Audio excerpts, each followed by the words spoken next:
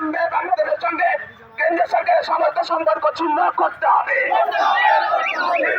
মুক্তির দাবিতে বাংলাদেশের সমস্ত মানুষ এক হও।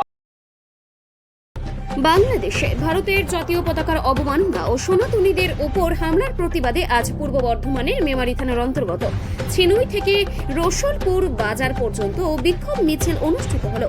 হাজারে হাজারে সনাতনী মানুষ ওই মিছিলে অংশগ্রহণ করে।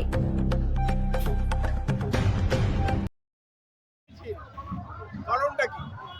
আমাদের প্রতিবেশী দেশ বাংলাদেশ, সেখানে সংখ্যালঘু সনাতনী হিন্দুদের উপর যেভাবে কট্টরপন্থী মৌলবাদী আক্রমণ নেমে এসেছে, আমরা তারই বিরুদ্ধে প্রতিবাদ জানাতে এবং বাংলাদেশের ইউনিট সরকারকে চরম বার্তা দিয়ে এই অত্যাচার বন্ধের দাবিতে আজকে আমাদের এই মহামিছিল।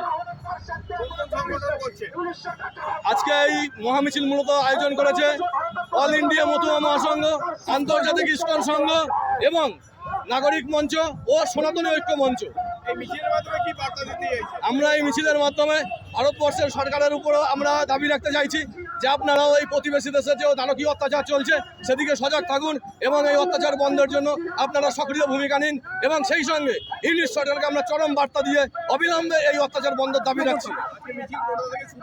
এই মিছিল ছিনুই হরি মন্দির থেকে রসুলপুর বাজার অতিক্রম করে। জনরোষ আমরা আটকে রাখতে পারছি না, মানুষের স্বতঃস্ফূর্ত যে সারা, আমরা রসুলপুর বাজার ছাড়িয়ে দোলাই বাজার মোড়ের থেকে মিছিল ঘুরিয়ে আবার বাজারে নিয়ে আমরা বক্তব্য রাখবো।